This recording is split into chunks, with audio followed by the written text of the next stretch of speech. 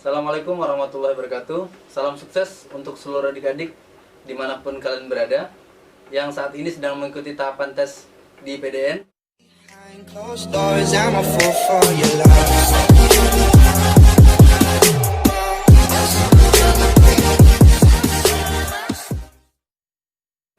Saya di sini akan memperkenalkan diri.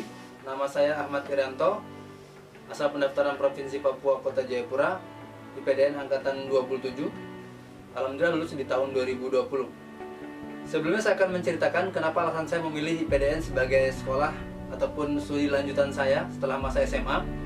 Yang pertama, saya memilih PDN karena PDN merupakan sekolah kedinasan yang begitu kita lulus kita langsung terikat dan kita langsung bekerja. Kemudian yang kedua, saya ingin memajukan daerah saya, yaitu Papua. Saya ingin berkontribusi banyak atas tanah kelahiran saya, Papua. Dan juga yang ketiga, saya ingin membanggakan kedua orang tua saya. Kemudian ketika di tahun 2016 saya melaksanakan tes, saya juga mengalami beberapa kendala, terkhusus pada mata minus.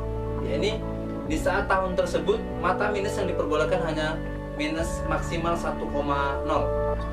Selebihnya tidak bisa untuk mendaftar. Alhamdulillah di PDN masih ada toleransi untuk mata minus. Kemudian ketika saya melihat atau mengecek mata saya di dokter untuk mengetahui berapa mata minus yang saya miliki saat ini, ternyata saya memiliki mata minus sudah sampai 1,5.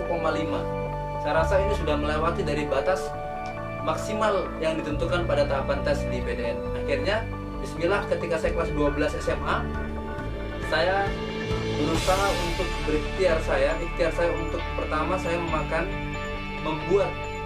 dan membuat yakni wortel, membuat jus wortel ketika sebelum berangkat sekolah, dan saya membawa wortel tersebut ke sekolah dikonsumsi. Jadi ketika di situ teman-teman orang lain mengatakan kayak kelinci apa segala macam, saya tidak hiraukan itu semuanya, karena masa depan saya dengan masa depan mereka berbeda. Setiap kita memiliki proses yang berbeda.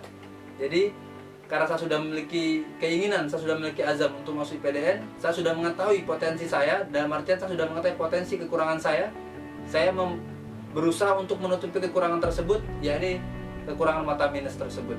Kemudian ketika istirahat jam 9 sampai jam 10, saya keluar dari kelas, kemudian saya melatih penglihatan untuk melihat titik fokus, yakni titik fokus dekat dengan titik fokus jauh. Itu sangat bagus, berguna untuk melatih otot mata kita agar terbiasa. Kemudian selang beberapa bulan kemudian, saya tetap konsisten dengan tahapan-tahapan tersebut, dan juga saya mengonsumsi obat tetes mata, obat herbal. Dia namanya obat tetes mata atau OTEM. Dia halnya seperti cairan yang kita teteskan nanti akan mengeluarkan semua kotoran-kotoran mata. Kemudian setelah selesai melakukan beberapa tahapan tes tersebut, tiba saatnya ketika saya tes. Pada tes tahapan yang pertama di tingkat provinsi, alhamdulillah ketika saya tanyakan ke dokter, ternyata mata minus saya 1,0. Alhamdulillah setidaknya sudah batas maksimal. Kemudian saya tetap berikhtiar lagi, tetap bikin jus wortel, kemudian mengonsumsi wortel secara dimakan kayak dicemil begitu, ya kan. Nah, setelah itu Allah memberikan saya kesempatan untuk melanjutkan tes pada tes jenjang di nasional Pantohir di Jatinangor.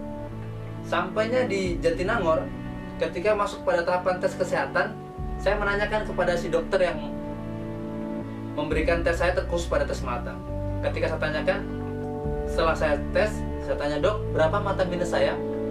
Dia bilang, "Aman dek, mata minus kamu 0,5.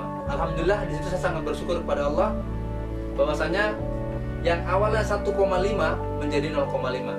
Akhirnya saya juga berpikir ternyata memang setiap proses yang kita lakukan itu tidak akan pernah mengkhianati hasil.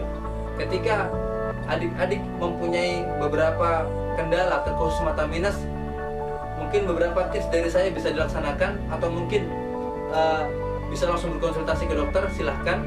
Setidaknya saya berharap dan berpesan, ketika ada sesuatu yang menjadi sebuah kekurangan dalam diri kita, jangan jadikan itu sebagai motivasi untuk kita down, untuk kita lemah dalam memiliki motivasi, itu justru jadikan motivasi kita untuk semakin melaju dengan cepat dalam artian untuk mengatasi permasalahan tersebut. Apa yang harus kita lakukan? Kita harus mempunyai tips dan trik, kita harus mempunyai tujuan, kita harus mempunyai perencanaan ke depan. Jadi adik-adik dalam proses ini silakan diikuti secara baik dan juga sesuai dengan prosedur yang berlaku. Saya mendoakan kepada adik-adik mudah-mudahan diberikan kelancaran dan kemudahan dalam rangkaian tes. Dan ingat, selalu berpikir yang positif setiap apapun yang ada dalam diri kita. Seandainya toh mungkin tahun ini adik-adik belum bisa masuk, mungkin insya Allah mungkin di tahun depan Allah memberikan kesempatan untuk langsung masuk PDN, ataupun mungkin Allah mengganti dengan lebih baik. Yang pasti silakan ikuti tahapan tes dengan baik, dan apapun kekurangannya ikhtiarkan untuk cari solusinya. Seperti itu.